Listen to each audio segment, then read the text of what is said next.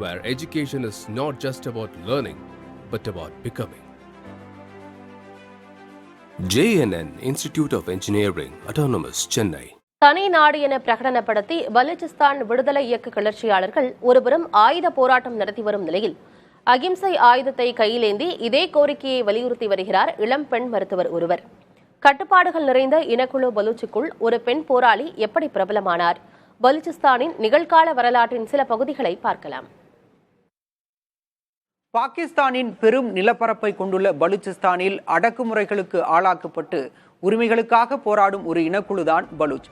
செம்மலைகளும் குன்றுகளுக்கும் இடையே வசிக்கும் இவர்கள் பாகிஸ்தான் தங்களை வஞ்சிப்பதாக கருதுகின்றனர். பாகிஸ்தானில் சிறுபான்மையினராக உள்ள இவர்களின் தனிநாடு போராட்டம் இன்று நேற்று தொடங்கியது அல்ல, கால் நூற்றாண்டை தாண்டி போராடி வருகின்றனர். இவர்களில் தற்போது களத்தில் மின்னி வருபவர்களில் முதன்மையில் இருப்பவர் மருத்துவர் மஹரங் பலூச். பலூச் யாக் ஜேத்தி குழு என்ற ஒரு அமைப்பை உருவாக்கி போராடி வருகிறார் இவர். பலூச்சிஸ்தான் தனிநாடு கோரி போராடிய இவரது தந்தையை சிறையில் அடைத்தது பாகிஸ்தான் அரசு. 18 வயதுக்கு முன்பு சிறை கம்பிகளுக்குள் மஹரங்கின் தந்தை அப்துல் கபூருக்கு நேரிட்ட கொடுமைகள் இன்று அவரை போராளியாக மாற்றியிருக்கிறது. 2009ஆம் ஆண்டு காணாமல் போன அப்துல் கபூரின் உடல் 3 ஆண்டுகளுக்கு பிறகு சடலமாகத்தான் கிடைத்ததாக கூறப்படுகிறது. கல்விதான் தனது பழங்குடியின சமூகத்தை உயர்த்தும் என்று உணர்ந்து மருத்துவ படிப்பை முடித்து மருத்துவரானார். ஆனால் போராட்ட களத்தில் தற்போது வேலை செய்து கொண்டிருக்கிறார்.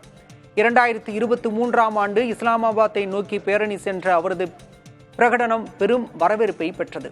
விடுதலை கோரி போராடி காணாமல் போன 6000க்கும் மேற்பட்டோர் எங்கே எங்கே மஹரங் என எழுப்பிய முழக்கங்கள் பலூச்சிஸ்தான் முழுவதும் ஒலிக்கின்றன. மறுபுறம் அமெரிக்கா மற்றும் இஸ்ரேலின் கைகூலி தான் மஹரங் என்ற விமர்சனங்களுக்கும் ஒலிக்கின்றன.